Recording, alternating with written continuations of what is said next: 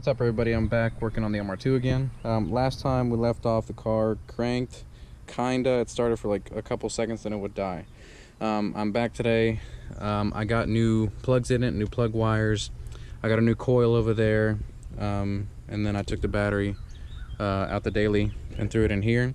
So we're gonna try starting it again and see what happens.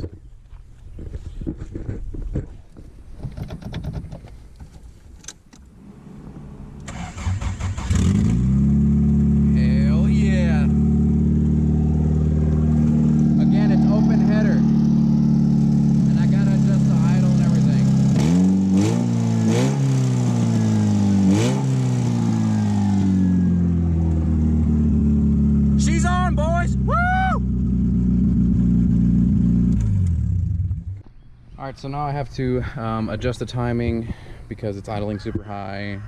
It's running good though, so we'll adjust the timing, adjust the idle. I gotta throw some coolant in it. I think what I'm going to do is open the hood and take the upper coolant hose, or take the coolant hose off, and just run some water through it with the pressure washer just to get some old dirt and crud out. But other than that, she started and ran for the first time since 2014.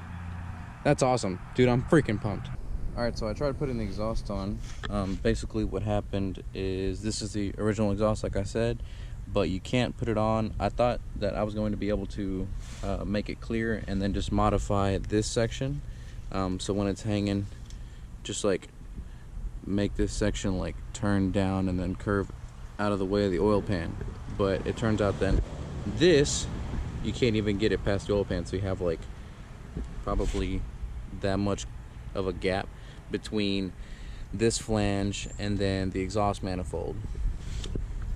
So basically what's going to happen is I'm going to just end up running it on open header and just sending it that way until I can get either an entire exhaust made up for this thing, because I don't have to do like smog testing here, so I can just get an exhaust made however I want. So I need to do some research, figure out what everyone else is running.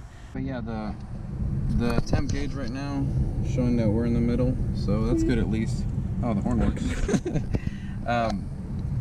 But yeah, so the temp gauge is in the middle. Like I said, I have to try and set ignition timing now.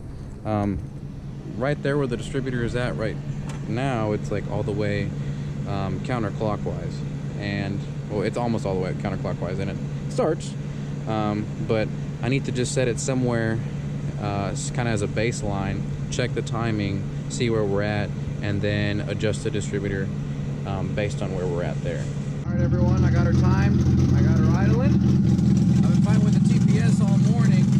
I also reached out to Nick Pahls from Pahls Performance, and this is what you got to do if you're doing this on a stock ECU. You have to adjust this.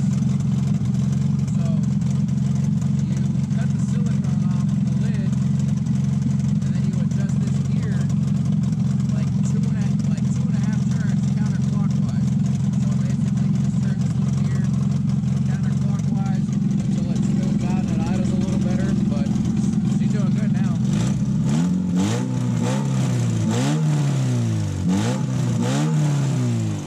Again, open header, so it's pretty loud. But now I have to move on to bleeding clutch, bleeding the brakes. But she's getting close. All right, so this thing is timed. The brakes are bled, the clutch is bled. Tires are back on, they're aired up. So we're about to take the first rip on this thing. I'll go ahead and slap a GoPro on this and let's see what happens. First time moving under its own power in 6 years. Friction's still a little squishy.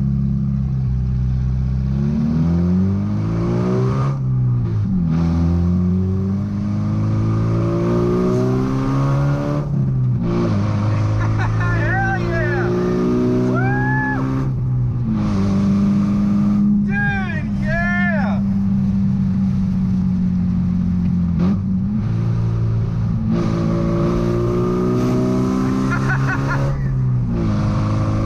This feels